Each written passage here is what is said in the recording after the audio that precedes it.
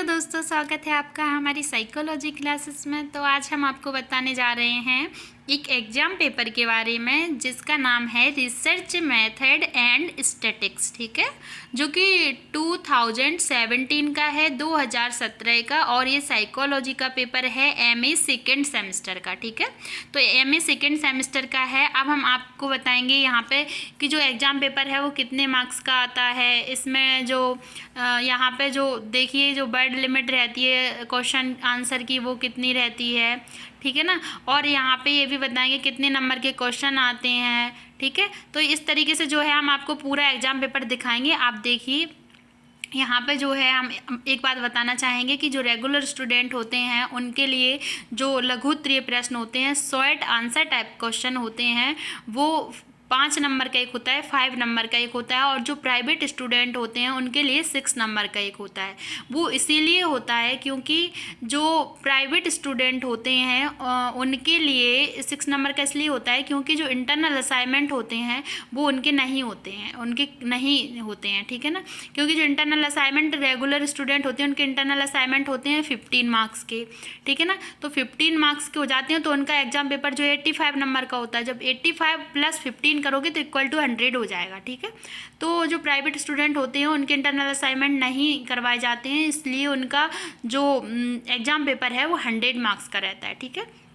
इस तरीके से तो जो बच्चे हैं कुछ कंफ्यूज हो जाते हैं कि 5 लिखा होगा एक और ऑब्लिक करके 6 लिखा होगा, तो वो इसलिए लिखा रहता है। जो 6 नंबर का एग्जाम है, जो क्वेश्चन है ना वो 6 नंबर का उनके लिए है जो प्राइवेट स्टूडेंट है, और जो 5 नंबर का है वो रेगुलर स्टूडेंट के लिए, ठीक है। तो अब आप यहाँ पे देख सकते हो जो वर्ड लिमिट है वो 50 वर्ड से अधिक नहीं है शॉर्ट आंसर टाइप क्वेश्चन में। अब यहाँ पे हम आपको बताएंगे जो सिलेबस होता है एमए का, जो सिलेबस है उसमें 5 यूनिट रहती हैं, ठीक है ना। हर एक सब्जेक्ट की 5 यूनिट रहती हैं। तो 5 यूनिट में से आपको हर एक यूनिट में से एक आंसर शॉर्ट टाइप क्वेश्चन मिलेगा, शॉर्ट आंसर टाइप क्वेश्चन मिलेगा, और एक जो है लॉन्ग आंसर टाइप क्वेश्चन मिलेगा। मतलब एक जो प्रश्न है वो 5 नंबर का मिलेगा, एक जो प्रश्न है वो आपको 12 नंबर का मिलेगा, ठीक है, 12 नंबर का। मतलब एक लघु उत्तरीय और एक दीर्घ उत्तरीय। तो इस तरीके से आपको जो है हर एक यूनिट से क्वेश्चन मिलेंगे, ठीक है। तो आई थिंक ये बात तो क्लियर हो गई होगी। अब हम आपको बताते हैं क्वेश्चन पढ़ के, ठीक है।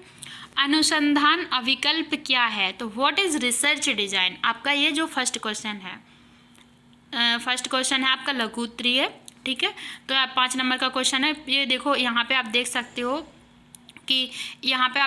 हो कि यहाँ पे प्रसरण विश्लेषण से क्या अभिप्राय है। जो नेक्स्ट क्वेश्चन है वो है प्रसरण विश्लेषण से क्या अभिप्राय है, ठीक है ना। तो what is the meant by analysis of variance, ठीक है। तो तीसरा जो क्वेश्चन है, नेक्स्ट क्वेश्चन है एकल समूह अविकल्प की विशेषताएं बताइए, ठीक है। और नेक्स्ट क्वेश्चन है कारक अविकल्प क्या है। और नेक्स्ट क्वेश्चन जो है द्विकारक अविकल्प की विशेषताएं समझाइए, ठीक है ना। तो यहाँ पे नेक्स्ट क्वेश्चन है लैटिन स्क्वायर अविकल्प की व्याख्या कीजिए, ठीक है ना। तो एक्सप्लेन लैटिन स्क्वायर डिजाइन। और नेक्स्ट क्वेश्चन है डंकन रेंज परीक्षण क्या है। तो व्हाट इज डंकन्स रेंज परीक्षण test, what is Duncan's range test. और नेक्स्ट है मल्टी ग्रुप अविकल्प का एक उदाहरण दो। तो यहाँ पे इन्होंने कहा है give an example of multi group design. Next question जो है कंप्यूटर एवं अनुसंधान, computer and research. Next question है अनुसंधान अभिलेख, रिसर्च रिकॉर्ड, ठीक है। तो आपको इन्होंने जो है 10 क्वेश्चन दिए हैं। 10 क्वेश्चंस में से आपको 5 करना कंपलसरी होता है, ठीक है। तो 5 जो क्वेश्चन है वो तो आपको करने ही हैं। अगर आप नहीं करते हो तो जो आपका एक क्वेश्चन है 5 नंबर का वो आपको नहीं दिए जाएंगे, ठीक है। तो इस तरीके से जो है आप देख सकते हैं। और कभी कभी इन्होंने एक साथ दे दिया तो आपको एक प्रॉफिट है, जो 5 आ रहे हैं आप वो कर दो, ठीक है। और अगर आप वैसे अगर अथवा में करके देते हैं, जैसे मान के चलो यहाँ पे ये देखो अथवा में दिया गया, अथवा में दिया एक क्वेश्चन देते हैं उसके अथवा में एक देते हैं, अथवा और करके, ठीक है ना। तो इसलिए ये जैसे इसका मतलब ये होता है कि आपको कोई एक क्वेश्चन करना है, कंपलसरी है। अगर आप नहीं करते हो तो आपको उस नंबर के मार्क्स नहीं दिए जाएंगे। कभी कभी क्या होता है कि दोनों क्वेश्चन आते हैं एक के और दूसरे क्वेश्चन के कि दोनों में से कोई भी नहीं आता है, तो वहाँ पे क्या है, एक लॉस हो जाता है। यहाँ पे एक प्रॉफिट है कि यहाँ पे इन्होंने 10 क्वेश्चन दिए हैं। अब डिपेंड करता है कि आपका जो यूनिवर्सिटी है, कॉलेज है, वो पेपर जो है आपका कैसा देते हैं, ठीक है। तो इस तरीके से जो मैंने आपको शॉर्ट आंसर टाइप क्वेश्चन बता ही दिए सब। अब आते हैं इकाई फर्स्ट। ये आपके यहाँ से शुरू होते हैं लॉन्ग आंसर टाइप क्वेश्चन, मतलब 12 नंबर का क्वेश्चन है ये, 12 और 14 का, ठीक है। तो अब आप यहाँ पे बता सकते हो, समूहों के मध्य प्रयोगात्मक अविकल्प की प्रकृति की व्याख्या करते हुए प्रसरण नियंत्रण के रूप में व्याख्या कीजिए। तो यहाँ पे क्या है, 14 और 16 लिखाया हो सकता है, इन्होंने 14 या 16 का दिया है। कभी कभी क्या है कि ये जो नंबर है ना, जो ये नंबर रहते हैं, क्या है, इन्होंने यहाँ पे 14 का इसलिए किया है क्योंकि जो शॉर्ट आंसर टाइप क्वेश्चन है उन्होंने उसको 3 नंबर का दिया है, ठीक है ना। तो इस वजह से कर देते हैं, ये भी कर देते हैं। वो तो कॉलेज यूनिवर्सिटी के ऊपर डिपेंड करता है। आपका शॉर्ट आंसर टाइप अगर 3 नंबर का दे दिया है तो फिर वो यहाँ पर नंबर बढ़ा के देंगे। तो इसमें इन्होंने 3 नंबर का दिया था, ठीक है ना। 3 नंबर का एक क्वेश्चन था जो लघु उत्तरीय प्रश्न था, तो 5 करेंगे तो 15 नंबर के वे थे। और यहाँ पे जो 14 नंबर का है एक क्वेश्चन, ठीक है ना, रेगुलर स्टूडेंट का बता रही हूँ। 14 नंबर का रेगुलर स्टूडेंट का यहाँ पे एक है। तो जब 14 का एक है तो फिर यहाँ पे जो इन्होंने 5 क्वेश्चन है वो हर एक 14 का दिया होगा लॉन्ग आंसर टाइप, ठीक है। और 16 का जो है प्राइवेट स्टूडेंट के लिए यहाँ पे ये बड़ा क्वेश्चन है, ठीक है। तो इस तरीके से फिर आप देख सकते हो, यहाँ पे जो क्वेश्चन है मैंने आपको पढ़ के बता दिया है। इसके अथवा में आपका दूसरा क्वेश्चन दिया गया है। अथवा में यादृच्छिक ब्लॉक अभिकल्प से आपका क्या अभिप्राय है? उचित उदाहरण सहित संपूर्ण यादृच्छिक ब्लॉक अभिकल्प के सामान्य रूप की विवेचना कीजिए, ठीक है। नेक्स्ट क्वेश्चन है आपका, नेक्स्ट क्वेश्चन इकाई 2 का है, यूनिट 2 से लिया गया है। नेक्स्ट क्वेश्चन है 2 इंटू, ठीक है ना, 2 गुणित 2, ठीक है ना। तो 2 यहाँ पे जो आपको मल्टीप्लाई का साइन दिख रहा है, तो यहाँ पे देखो ये 2 इंटू 2, ठीक है। तो कारक अभिकल्प की उदाहरण सहित व्याख्या कीजिए, ठीक है ना। तो यहाँ पे explain 2 into 2 factorial design with suitable example, ठीक है। तो यहाँ पे देख सकते हो, आपको इस तरीके से देखो 14 16 लिखा है। तो वही बात है कि आपका जो 14 है ना, यहाँ पे जो एग्जाम पेपर में शुरू में किसी ने ध्यान दिया हो तो 3 इंटू 5 लिखा था, ठीक है। पर मोस्टली तो वैसे ही आते हैं क्वेश्चन जो मैं आपको 5 वाला बता रही थी, ठीक है। तो इन 3 इंटू 5 लिखा है, तो वही चीज़ है कि वहाँ पे 3 नंबर का क्वेश्चन है, 5 करोगे तो 15 नंबर का हो जाएगा, 15 नंबर का हो जाएगा, ठीक है। 3 इंटू 5 इक्वल टू 15। तो इस तरीके से यहाँ पे देख लो, 14 और 16 का मतलब है ये रेगुलर स्टूडेंट के लिए 14 का और प्राइवेट स्टूडेंट के लिए 16 का, ठीक है। अब आते हैं अथवा। अब इन्होंने देखो यूनिट जो 2 का क्वेश्चन दिया है उसके अथवा में कौन सा क्वेश्चन दिया है। 10 विद्यार्थियों के समूह तात्कालिक स्मृति परीक्षण दिया गया। एक स्थिति में उन्हें उत्तेजक औषधि दी गई। दोनों स्थितियों के तात्कालिक विस्तार नीचे दिए गए हैं। अनुपात के आधार पर ज्ञात कीजिए क्या औषधियों के प्रभाव के कारण दोनों में सार्थक अंतर है, ठीक है। तो यहाँ पे जो क्वेश्चन है वो मैंने इसलिए थोड़ा स्लो बोल के बताया है। स्लो जो गति थी वो धीमी थी, इसलिए थी। वॉइस तो तेज ही थी, लेकिन जो बोलने की गति थी वो इसलिए धीमी थी क्योंकि जो आपको आराम से समझ में आ सके, बहुत बड़ा था इसलिए, ठीक है। तो इसमें क्या है कि यहाँ पे देखो, यहाँ पे इन्होंने आराम से इसको बताया है। इंग्लिश वाले जो स्टूडेंट हैं वो देख लें, क्योंकि देखो काफ़ी बड़ा लिखा हुआ है, तो वो नोट करना चाहे नोट कर सकते हैं, ठीक है। तो आप यहाँ पे क्या है, वीडियो को रोक के यहाँ पे स्क्रीनशॉट ले सकते हैं, आराम से नोट करना चाहें तो नोट कर सकते हैं, ठीक है ना। तो रोक के आप नेक्स्ट क्वेश्चन पे, यहाँ पे जो नेक्स्ट क्वेश्चन क्या है यहाँ पे आप देख सकते हो। इन्होंने फिर जो दिया है ना subject span of immediate memory, तो यहाँ पे कंडीशन, तो ये यहाँ पे ABCDEFGHIJJ यहाँ पे दिख रहा है ना आपको सब्जेक्ट में। तो यहाँ पे यहाँ पे देखो ए के सामने 7, फिर 9, 6, 9, 8, 10, 5, 6, 9, 11 इस तरीके से नंबर दिए गए हैं। देखो इसमें दिया गया है कि 5, 6, 3, 2, 4, 3, 5, 3, 7, 2।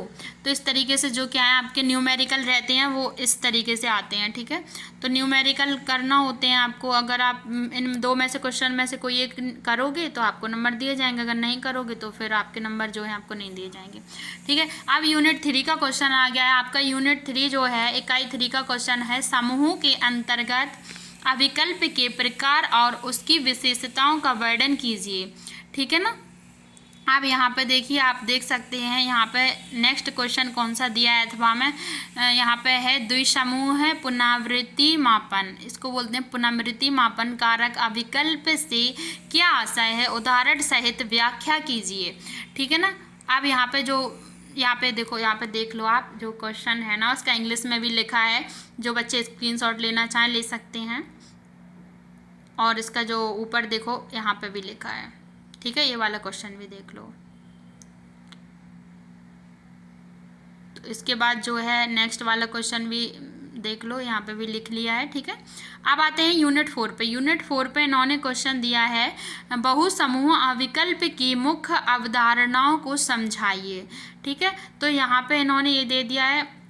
अब नेक्स्ट क्वेश्चन इन्होंने अथवा में क्या दिया है आप देखिए, इन्होंने न्यूमेरिकल दिया है। मनविटनी परीक्षण के आधार पर प्रयोगात्मक समूहों, ठीक है, समूहों एवं नियंत्रित समूहों जिनके अंक निम्न दिए गए हैं उसकी त्रुटियों में सार्थक अंतर देखने में आए हैं। और कोष्टक में दिया गया प्रयोगात्मक समूहों के 2 विद्यार्थी किसी कारण काम पूरा न कर सके, ठीक है। तो इस तरीके से यहाँ पे देखो इंग्लिश में दिया गया, आप इंग्लिश में आराम से देख सकते हैं, लिख सकते हैं, नोट कर सकते हैं, स्क्रीनशॉट लेके स्क्रीनशॉट ले सकते हैं। आप स्क्रीनशॉट नहीं लेना आ रहा है तो फिर आप वीडियो को रोक के आराम से कॉपी में लिख लीजिए, ठीक है। क्योंकि देखो क्वेश्चन जो है यहाँ पे देख लिया आपने, यहाँ पे देख लो, पढ़ के बता देती हूँ शायद। देखो, find out the significant difference of error between 2 experimental and control group data is given below on the basis of Mann-Whitney test. 2 student कोष्टक में है 2 student of experimental has not completed their task, ठीक है। अब यहाँ पे देखिए आपको नियंत्रित ए प्रयोगात्मक बी, मतलब जो कंट्रोल है वो ए है और एक्सपेरिमेंटल है वो बी है, ठीक है। ग्रुप दिए गए हैं इन्होंने, एक कंट्रोल ग्रुप दिया है, एक एक्सपेरिमेंटल ग्रुप, ठीक है। ए और बी करके दिया है। अब आप यहाँ पे देख सकते हैं। तो यहाँ पे नियंत्रित समूह प्रयोगात्मक समूह हिंदी में लिखेंगे, ठीक है, वो लिखा नहीं होगा पूरा, इसलिए अब यहाँ पे बता देते हैं। देखो यहाँ पे इन्होंने नंबर दिए हैं 17, जैसे देखो ग्रुप ए के हैं 17, 16, 18, 19, 16, 15, 25, 20, 14, 28। फिर देखो यहाँ ना ग्रुप बी में दिए हैं 29, 21, 32, 30, 23, 26, 24, 22। तो ये जो आपका न्यूमेरिकल है, ठीक है। अब नेक्स्ट पे आते हैं इकाई 5। तो जो यूनिट 5 है, यूनिट 5 का क्वेश्चन आपको दिया जाएगा, ठीक है ना। अब यहाँ पे इन्होंने यूनिट 5 का जो क्वेश्चन है वो दिया है, कौन सा दिया गया है देखो पढ़ के बताते हैं। मनोवैज्ञानिक अनुसंधान में नैतिक मूल्यों की व्याख्या कीजिए। Discuss the ethical values in psychological research, ठीक है। इसका जो अथवा का है, अथवा में दिया गया है एक अनुसंधान प्रस्ताव तैयार कर उसका प्रतिवेदन लिखिए, ठीक है ना। तो यहाँ पे है prepare a research proposal and right is report, ठीक है। तो यहाँ पे जो क्वेश्चन है मैंने आपको पूरे तो रीड करके बता दिए हैं, आई थिंक आपको सब समझ में आ गया होगा, ठीक है। Thank you so much. मिलते हैं नेक्स्ट वीडियो में नेक्स्ट एग्जाम पेपर के साथ। तो नेक्स्ट वीडियो में नेक्स्ट एग्जाम पेपर के साथ मिलते हैं। और अगर आपको कोई कन्फ्यूज़न लग रही है तो आप जो ओल्ड वीडियो हैं वहाँ पे देख सकते हैं, ठीक है ना। Thank you so much. जो ओल्ड वीडियो है वहाँ पे आप ये देख सकते हैं कि वहाँ पे जो नंबर का है, पेपर का है, जो यूनिवर्सिटी का है, कौन यूनिवर्सिटी कैसे दे सकते हैं, वो मैंने इस वीडियो में अगर मिस किया होगा तो मैंने और वीडियो में बताया है, वहाँ पर आप देख सकते हैं।